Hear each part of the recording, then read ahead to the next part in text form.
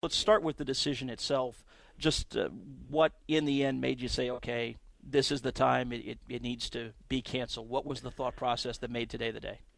Well, we've been meeting all week actually. The president, Dr. Pestides, has an emergency management team that we get together, different constituents from the campus, and just because the track of the storm has been so unpredictable and not really knowing what we're going to deal with, and you've watched it, you saw it change and turn, and now it seems like it's a little bit more consistent as we get close to the end of the week here, and when it's going to touch down, and the impact that it's going to have on the North Carolina coast, the South Carolina coast, and our state, wind, flooding issues. It just seemed like that we were in a meeting this afternoon, and this was the right time to give everybody a chance to make the necessary arrangements. We were going to understand certainly that resources from the state would be on the coast and would be where the areas are impacted. So a football game wasn't at the top of the list. We were going to, should it been conducive to play the game, we would have done that. But then it got to the point that it's not the most prudent thing to do. So we made a decision to cancel the game and maybe look for another opportunity down the road. Had the storm stayed on the track that it was being projected as, even as recently as, say, around lunchtime yesterday, would the game probably have been played in your mind? I think so. If or we would have maybe even waited another day. But it never was lost on us about impact. And you're talking about our coastlines, and not just South Carolina, but North Carolina as well. They're our neighbors, and both of us are going to be affected, and all the people that could be involved, whether it's from a resource standpoint or personally. So at the end of the day, you wait as long as you can. If it takes a different path and everybody's safe and you've got what you need to play a football game, then okay, everything's good. But it started trending in a direction that it wasn't going to be in the best interest to play a football game, and everybody in the room got to that point at the same time. And we said, okay, no reason to hesitate any longer. I got Coach Muschamp on the phone. I got Marshall on the phone. All the players involved, and we said, okay, let's cancel the game, and if we have a good fortune of playing at a later date, okay, and if we don't, that's we'll try to get ready for next week. And I know you've got everybody and their cousin now telling you, West Virginia's available, as if you haven't read the headlines this week. What does that process work like now for you? You obviously have the option of the 20th of October and then potentially the end of the season. You also could have other parties like TV networks that might be able to play matchmaker a little bit here. What becomes now the process for you as you try and figure out what the right path forward would be? Well, we do have Dave Brown is a consultant to the Southeastern Conference that helps us with scheduling always, not just in situations like this, but he helps us do the scheduling. Mark Womack at the NCC office. So there's people involved. We will start pursuing that. Coach Muschamp obviously will be involved. The October 20th date is an open date for us, but it also puts us in a position to play 10 straight weekends. So would that be in your best interest? If you can make it to the championship game, you're playing on December 1st. If you're not, is that a viable date? I think it's way too early to start speculating what might happen, but we will take a look. We will probably pursue playing that 12th game if possible. If you write a check, somebody from the FCS would play you another game. One way or the other, somebody would do it if you wanted them to. Is there a benefit, given that you already have an FCS team on your schedule, so you can't count two FCS for bowls typically unless some waiver was granted? Is there enough of a benefit to playing a second FCS game to make that worth doing if that was the best option you had? It's a very good question, and I probably shouldn't answer this question. That's a question maybe that Coach Muschamp would be better prepared to answer. I don't know that would be the case, but if he said, hey, you know what, we play, let's do it, then maybe you do get granted an exception. Who knows? I haven't pursued that opportunity. I was thinking all along that if we do get this 12th game in, it'll be an FBS game.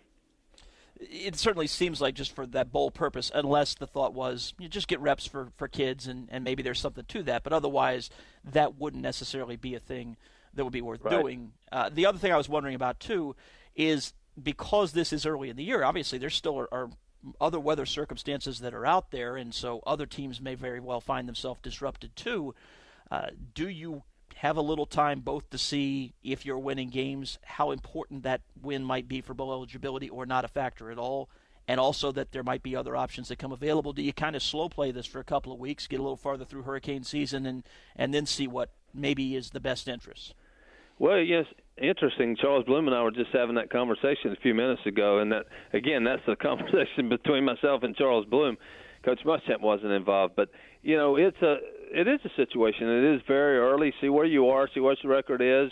You can't wait too long because you're not going to be able to schedule a team 2 weeks out. So you'd have to have some tremendous advanced planning to get it all worked out. But I guess you could look at it that way. But I know Coach Muschamp, and I know his immediate response was when we're not able to play this game is we'll do our very best to find the 12th game. He wants to play the games, and if we can work it out in the schedule, that's what we'll do. South Carolina Athletics Director Ray Tanner with us here on 107.5 The Game for a few more minutes. You, in your tweet as well as in the school press release, alluded to that there will be a plan for doing refunds. I know you way too busy to have worried about the specifics on that. Any rough idea about how long that might take for folks who are wondering? I think that probably tomorrow is Thursday.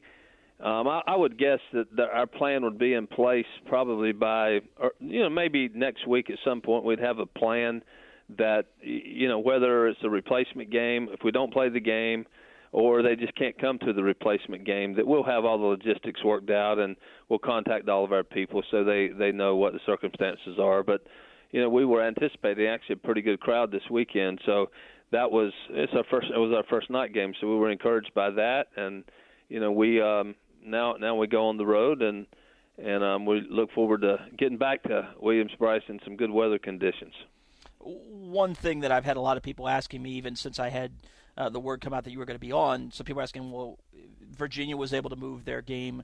Was there ever any consideration given to the idea that South Carolina could move this game? And the thing I would say, I guess, is it's not just about could, it's also would it be worth it to you to move this game? Because, as you say, you were thinking you're going to have a pretty good crowd. Was that ever a possibility this week? There was a conversation, at one point that we may have a viable opportunity to go somewhere, but the whole time that conversation occurred, we were somewhat optimistic that we might be able to play here at home. So that kind of was overriding that. It's very difficult to move a game. I think you probably understand that logistically, ticket-wise, travel-wise, and so forth, and it's not the ideal circumstance. You do get the game in, but it's not the best circumstance to do it. Had we known maybe Monday, there's no way you're going to play here, we might have taken a quick look at, okay, what are our other opportunities? But up until even today, it was like, okay, well, there may be a slowdown here with the track of this storm. It may go in a different direction. It may give us an opportunity to play. And the model started to be a little bit more consistent today, and I think our meeting started around 2 this afternoon, and soon thereafter is when we said, okay, now we're getting late into the week. Travels on Friday for Marshall, and so let's make a decision to cancel this game. It is funny because there are some people that appear to think this is like saying, hey, I'm going to come over to your house and watch a football game. I'll bring the chips. It's like it's a little more complicated than just saying, hey, Marshall, we're just going to come to you instead. A little more that goes into the logistics of this whole thing than that. It really is. And if you remember, what was it, a couple years ago we went to LSU?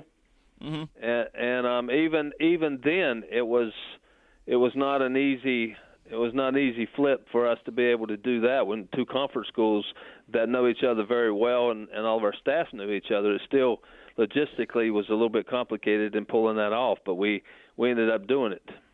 And then last thing for you, would it have to be, to play the 12th game, a home game? Is there any scenario you'd either be willing to go on the road and play somewhere or play in a neutral site setting if somebody came with a proposal, or does it pretty much have to be Williams-Brice or nothing? Well, I guess you never say never at this point, and it just happened a few hours ago, but I would like to play home. I think that's, we like to play 7 home games, and our fan base and our Gamecock Club members anticipate playing 7 home games. So we'd like to play a game at Williams-Brice if at all possible. Again, you probably never rule out anything at this point, but we'll do our very best to play another game here in Columbia. Ray Tanner, Gamecock Athletics Director, with us here on 107.5 The Game. Really appreciate it. I know it's been a super busy week for you, so thanks for making some time with us today. You're very welcome, and I look forward to talking to you after you visit with Mandy. I want to hear about the trip. Yeah, you and me both. I was real happy when I got that text. I was sure she's going to be fine, but I was still real happy when I got that text that she was back on the earth.